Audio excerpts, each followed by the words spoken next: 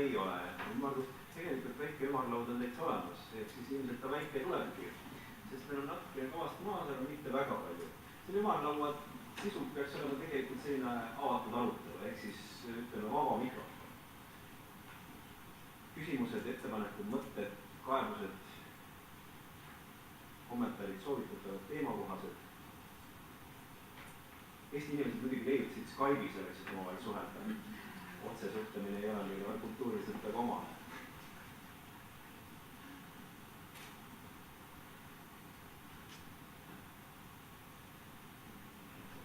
Keegi on öelnud nii, et okei.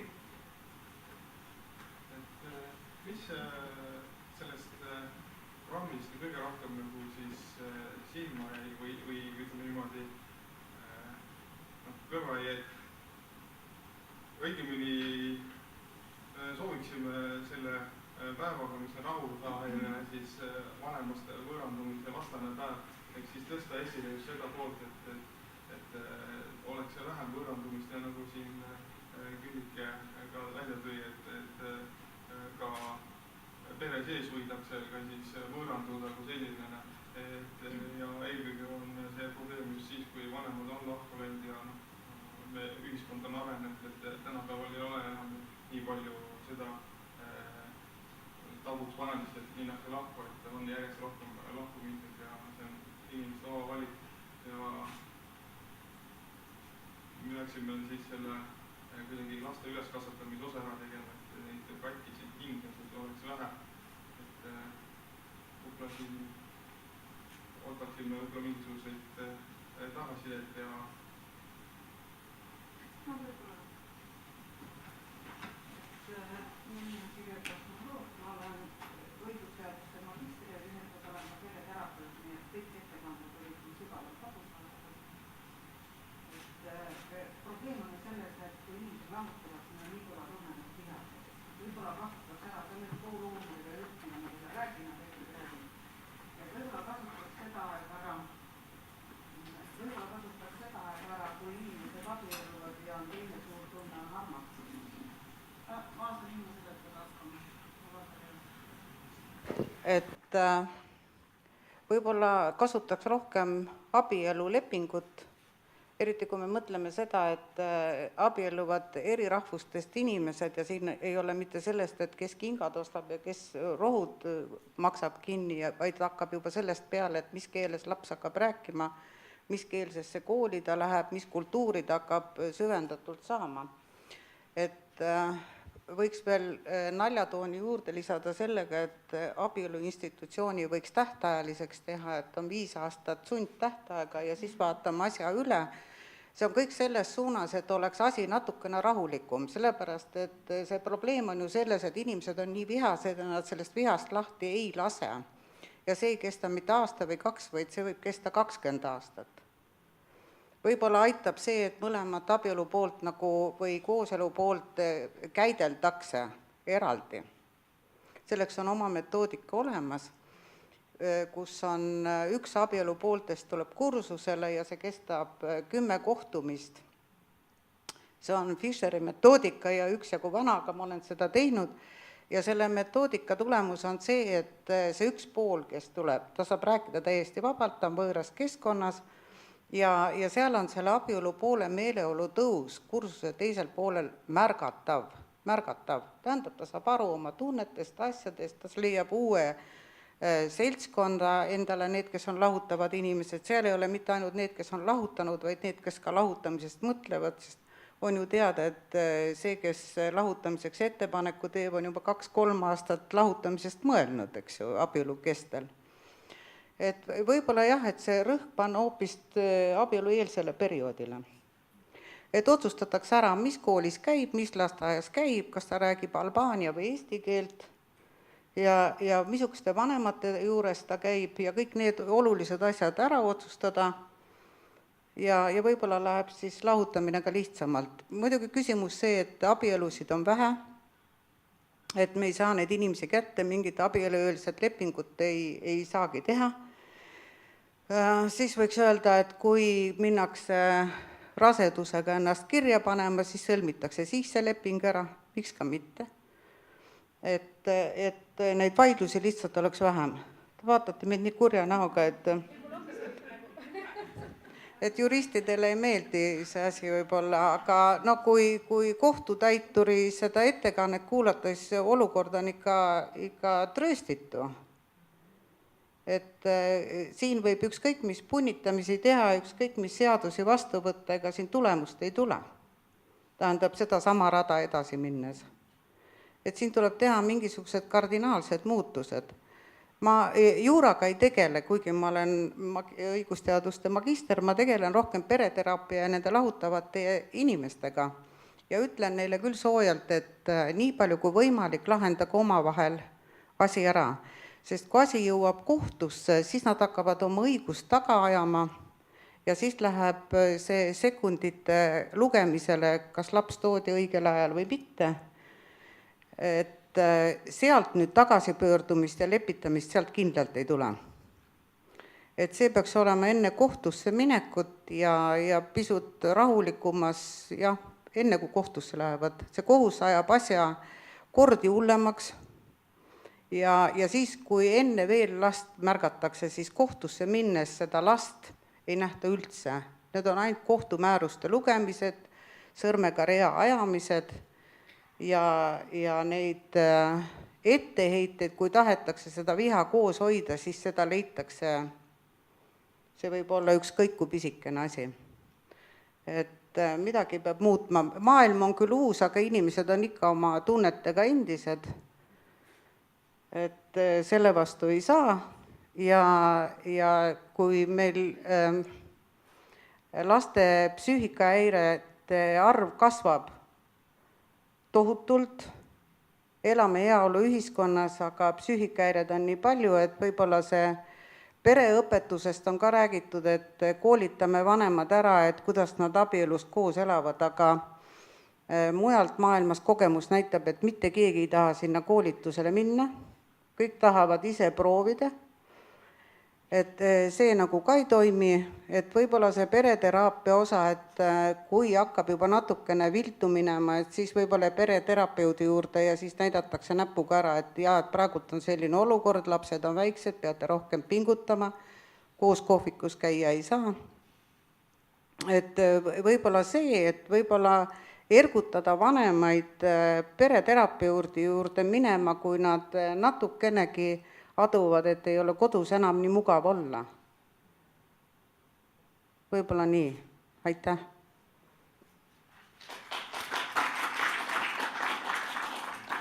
sekundiline aplaus jällegi. Mikrofon vaba, jah?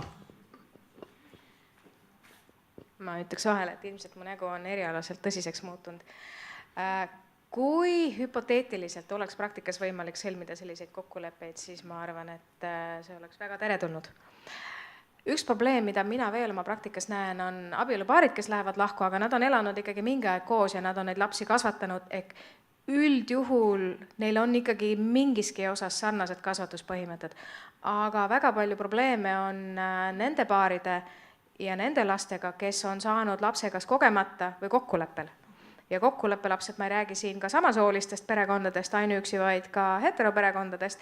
Nad küll lepivad kokku, et nad saavad lapse, aga nad unustasid just kui nagu seejuures kokku leppida, et kuidas, kus ja mismoodi nad seda last hakkavad kasvatama. Ja sealt tuleb väga palju probleeme, mida on raske lahendada. Aitäh!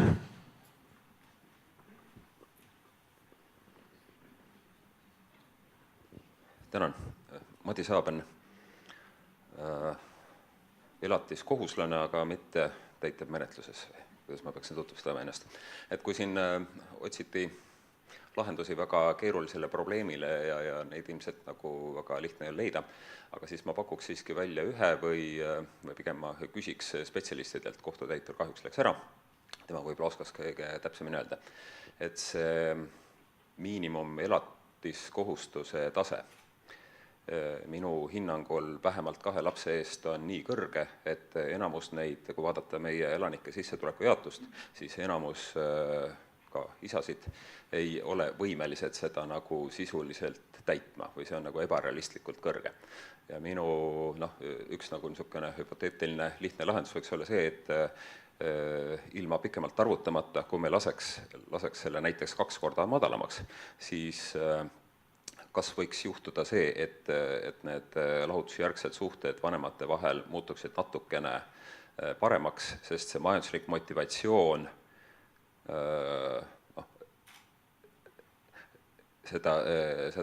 neid lapsi endale nõuda ja rahalist elatist saada siis teiselt vanemalt ja lapsetoetusi riigilt muutuks väiksemaks. Et kas see natukene võiks seda kaklust nagu kahandada? Mul on tunne, et see teema on siis oluline ja täna küll Erki ei tahtnud väga rahast rääkida, aga äkki see siiski on ka oluline teema. Seda oleks nagu lihtne muuta, suhteliselt lihtne muuta, kuigi poliitilist huvi selleks muidugi ei ole. Kõik ülejäänud asjad on palju keerulisemad. Aitäh ja ma saan aru, et oled valmis vastama. Ei saa öelda üldistades, sellepärast, et kõik paarid on erinevad ja kõik põhjused on erinevad, miks inimesed lähevad kohtusse. Ma olen nõus, et täna see miinimum lihtsalt sellepärast, et seadus ütleb, et pool miinimumist peab maksma, see ei ole enam mõistlik, eriti kui on mitu last. Samas, kui on mitu last, siis tegelikult kohtus tuleb arvestamisele juba selline asi nagu mastaabisääst, mis tähendab seda, et vanem tegelikult hoiab kokku. Et kui tal on 1 laps, tal võib-olla kulub näiteks see 270 € kuus, aga kui tal on 2 last, siis ta ei pruugi kuluda 540, sest kui me vaatame, mis on need vajalikud ja põhjendatud kulud tegelikult, suur osa neist on elamiskulud. See on tegelikult päris suur osa. Ja söögikulud. Kui me nüüd võtame kas või need 2 kulugruppi kokku, siis 2 lapse pealt ei ole ilmselgelt see kulu topelt. Ehk siis mida rohkem lapsi, seda tegelikult väiksemaks peaksid minema need summad. Aga ka 1 lapse puhul tegelikult ehkki seadus meil praegu ütleb, et miinimumi nõudega justkui kohtus mitte midagi tõendama ei peaks, siis ma vaidlen sellele vastu, peab ikka küll. See vanem, kes kohtusse läheb, ta peab ära tõendama kõik kulud, ta peab ära näitama, et tal reaalselt nii palju kulub, sest sageli ka ei kulu, ka 1 lapse peale mitte. Et see ongi, mis on vajalikud ja mis on põhjendatud kulud. Ehk siis laps peab saama elatist, loomulikult kui paljudest ta peab saama, sõltub nii paljudest erinevatest asjaoludest, kaasa arvatud sellest, milline oli lapse elatusstandard siis, kui vanemad elasid veel koos. Ja lõppude lõpuks kuni selleni välja, et mida reaalselt vanem siis saab ka tasuda.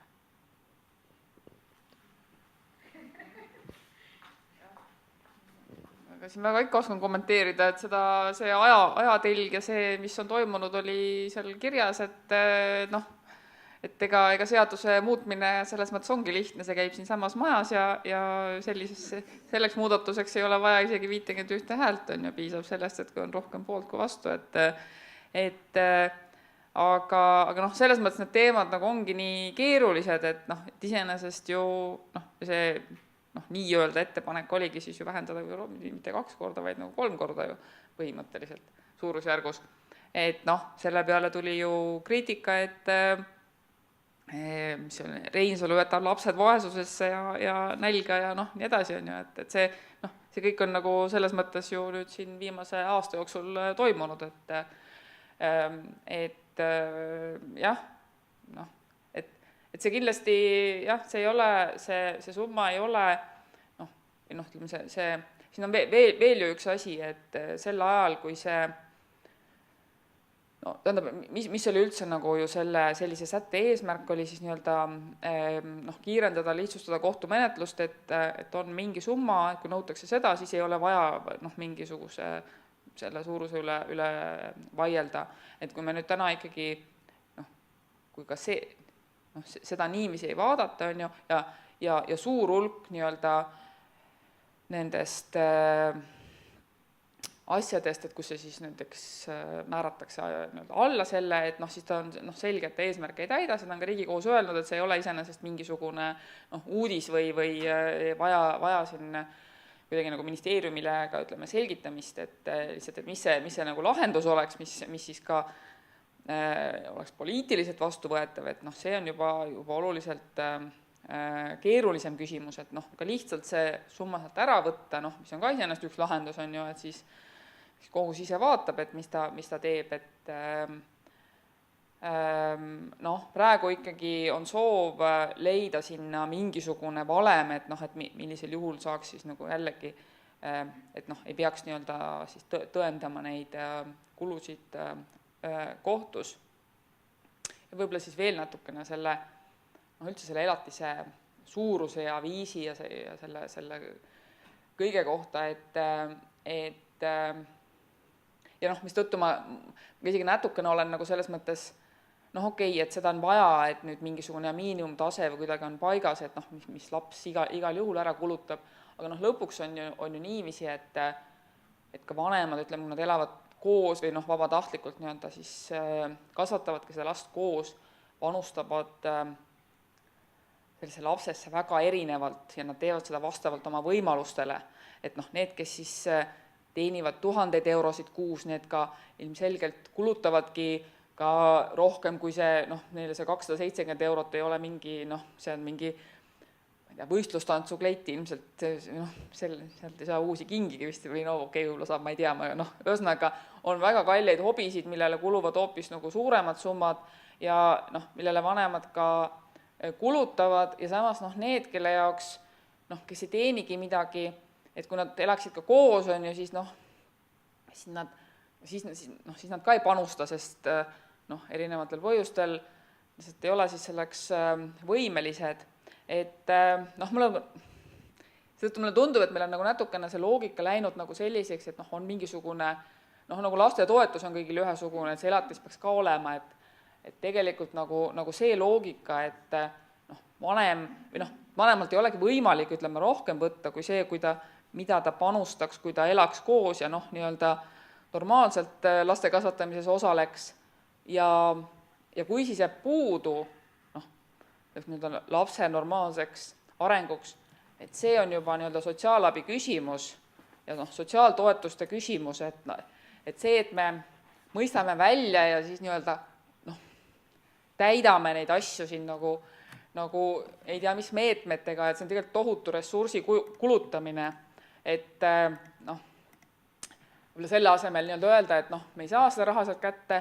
ja me ka ei kuluta selle noh, kuidas öelda, mitte kätte saamisele tohutuid ressursse, vaid selle asemel ütlemegi, et noh, mõnes mõttes need noh, vanemad on lootusetud, me ei tegele nendelt nagu sealt kivist välja pigistamisega, me lihtsalt anname selle raha, mida me nüüd nagu kulutame kogu selle pigistamise peale, anname lihtsalt lapsele, et võtku ja noh, et sest noh, kõik see aeg, mis kulub, et seda ei saa nagu enam, noh, seda ei saa tagasi teha, et me ei ole nii, et meil nagu 10 aastat hiljem anname lapsele nüüd 10 000 eurot ja ütleme, see on kõige selle eest, mis sul 10 aastat ei saamata.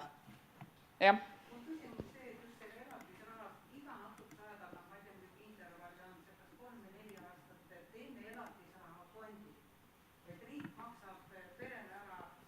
Ei no see on elatisabi, see on olemas, see on olemas, see on jah, seda ju ma ei oska, no see on jälle Sotsiaalministeeriumi küsimus, aga selles mõttes see kohtumenetluse aegne elatisabi on olemas, aga jah, aga no see ongi nagu mingis mõttes see, mida ma nagu noh, ütlen, aga no, et selle asemel kulutada ressurssi sealt kivist vee väljapigistamisele ja nende elatisvõlglike nagu jahtimisele ja noh, see 30 miljonit on seal nii-öelda üleval, et noh, oleks võib-olla otstarbekam suunata neid ressursse nii-öelda otse lastele, et noh, fond on ju, noh, see on jällegi nagu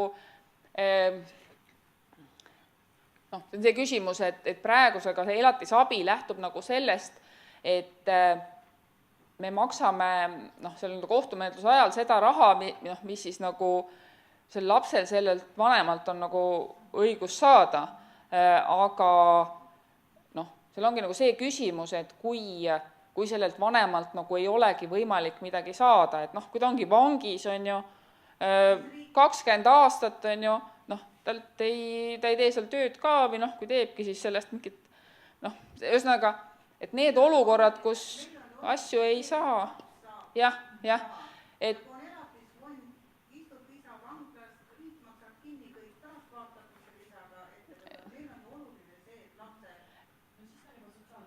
jaa, aga ma ütlengi, et praegu siin käib nagu natukene selline, et muidkui seda elatise ümber käib teha, nii-öelda väga nagu tsiviilõiguslikult, aga ma ütlen, et minu arust tsiviilõigus on selles mõttes väga tore asi aga sellel on omad piirid, et selles mõttes me võime nõuda, me võime sinna kohtuotsusesse kirjutada igasuguseid numbreid ja siis on just nagu on asi lahendatud, aga see laps ikkagi ei saa neid vahendeid ja ütleme, isegi me oletame näiteks, et see isa võidab lotoga mingisugune millalgi siis on ju miljoni ja nüüd me saaksimegi selle võla sealt kätte, aga tegelikult sel lapsel ei ole sellest kasu, et mõnes mõttes isegi ma ütleks, et selline mõiste nagu elatise võlg on tegelikult nagu absurdne asi, sest elatist idee kohaselt makstakse ette ja see on nii-öelda toiduraha, ehk et see võlg, ütleme, teoreetiliselt saaks olla teise vanema ees, et kui keegi on nüüd nagu selle kinni maksnud, aga sellele lapsele ei saa nagu tagasiulatuvalt on ju jah, lapsevõlve kinni maksta, et me nüüd, ta sai 20-aastaseks ja me toome talle siis kõik need jalgrattad, on ju, mis tal jäid ostmata, et sõida nüüd, on ju, et aga samas on ka selge, et see lõpuks taandub rahale, mida, nagu me teame, ei ole ja et seetõttu siin on nagu palju sellist teemat, mis ongi nagu väga keeruline ja kus on väga palju emotsioone, kus kõik poliitikud tahavad, kuidas öelda, teha nii-öelda häid asju, mis toovad nagu plusspunkte, aga alati need asjad ei ole selles mõttes, seesama kas või selle miinimumelatise vähendamine on ju, ei taha seda negatiivset las siis olla. Et seetõttu, jah, see on keeruline. Ma annan kõigepealt Küllikesele sõna ja siis, jah. Minna tagasi mõnes mõttes teemat, ega ma täpselt ei tea, mis ma öelda tahan, aga ma saan aru, et kuidagi nii magus on minna keskenduma selle 30 miljoni põlglaste peale, aga suhteterapeudina ma nagu tahan suunata tähelepanu, et peaks tegelema hoopis nendega, kes veel maksavad või veel ei ole lahutatud või on alles natuke hädas oma suhetega või on päris palju hädas. Või siis nendele noortele, kes hakkavad üldse suhteid looma, et see suhte ABC ja väärtused tuleks ühiskonnas tugevamaks. Et kui ainult keskenduda nendele, kes võlglased on, ma ei tea, neid on võimalik loomulikult mõjutada, aidata, toetada, mis iganes. Kas või näiteks, et vähendada, ma ei tea, mul tekkisid fantaasiad siin kuulates, vähendada elatise tasu määra ja suunates see summa, et näiteks riik toetab, ma ei tea, isiksuse kasvule, suhete oskustele, lapsega suhtlemise oskustele ja nii edasi ja nii edasi. Võib-olla saaks selliseid asju mõjutada, aga rohkem peab suunama tähelepanu nendele, kes on hädas või hakkavad olema hädas või loovad suhteid või on alles tõesti, kiriklikus tasandil on ju ideaalne, enne kui pannakse paari, on üldse paari minemiseks nõustamine, abielueelne nõustamine, et miks nad üldse tahavad seda teine teisega teha ja mida see kaasa toob. Et noortel on väga palju üllatusi, oma vanemate moodi suhteid nad ei taha, aga milliseid suhteid nad tahavad, neil pole halli aimugi, et sinna tuleks rõhk panna. Kõik. Aitäh!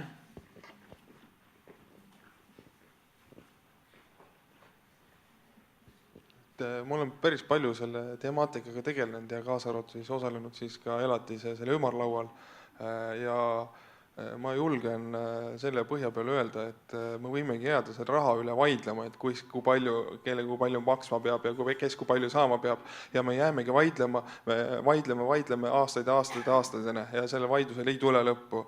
Ja seetõttu me olemegi siin ettekandes ka jõudsime selle osani, et mida lapsel ikkagi lõpuks vaja on ja mis on motiveerima siis vanemale, kas siis raha üle vaielda või oma lapse siis vajaduste eest hoolt kanda ja üldjuhul vanemad, kes on vähegi normaalsed, nemad tahavad, et lapsed saaksid edukateks inimesteks ja selleks on vajalik, et nad siis panustavad siis lapse siis üles kasvatamisse ja ja nad soovivad ja arvavad, et nad on ikka kõige paremad lapsevanemad ja las nad arvavad, see on väga õige ja las nad siis panustavad siis nii hästi või halvasti, nagu nad oskavad, aga nad annavad oma parima panuse. Ja siin varasemalt oli juttu ka siis sellest repliigina, et kui paarid peaksid lahku minema, et mis siis saab, et võiks juba alguses ära teha. Et eelmise aasta augustis oli arvamusfestival, kus me arutasime analoogse teema üle ja minu meelest Katrin Saali-Saul toona pakkus panelistina välja väga huvitav mõte, et võiks juba, kui paarid on koos ilusasti, võikski teha niisuguse lahutamisleppe, et kui me läheme lahku, et mis siis saab. Ehk siis nimelt jälle kasutades Katrin Saali-Sauli siis metafore, et on olemas Rooma aju ja siis, mis see teine aju oli, et kus kohas vanemad enam ei mõtle ratsionaalselt ja mõistlikult, kui nad on sattunud sellesse suhete segapundrasse, kus kohas neil on juba nagu, neil on halvad suhted. Nii, ja selles suhtes on juba hea, kui need on väga head suhted, et nad lepivad juba siis kokku, siis nad ratsionaalselt mõtlevad ja see aitab ära hoida probleemistikku. Ja ma tooksin analoogse näite siis ka näiteks, kui me vaatame sinna seina poole, siis me näeme, et seal on 2 lambikest üleval. See on evakuatsioon. Ehk siis põhimõtteliselt see sama leping või ütleme niimoodi, mis nad kokku lepivad, on evakuatsioon. Ehk siis põhimõtteliselt, kui tulekahju tuleb, siis me satume paanikasse ja lõpuks on laibad järgi. Aga kui ma tean, mida teha, siis ma olen rahulikum ja ma teen, mis vaja on ja on tulemus väga hea. Tänan. Hästi, kui kellelgi on hästi lühike repliik, enam täispikki ettekandeid teha ei saa, et selline 30-sekundiline repliik. Kui kellelgi teisel ei ole, siis minul on. Ma tänan kõiki tulemast. Suur tänu korraldajatele. Korraldajatele võib 30-sekundilise aplausi teha. Ja korraldajad on palunud edasi öelda, et slaidid saadetakse osalejatele, kes soovivad. Ühesõnaga, et kõik saavad, isegi kui ei soovi, ikka saavad. Ja teiseks on pärast veel selline afterparty, see vist väga pidu ei ole, aga võimalus sellises mitteformaalses keskkonnas natukene veel mõtteid vahetada, ehk siis kohvik Pööbel, võtke Erkile sappa ja kus iganes ta läheb, minge talle järgi ja peaks jõudma sinna. Igatahes suur tänu ja ilusat päeva jätku!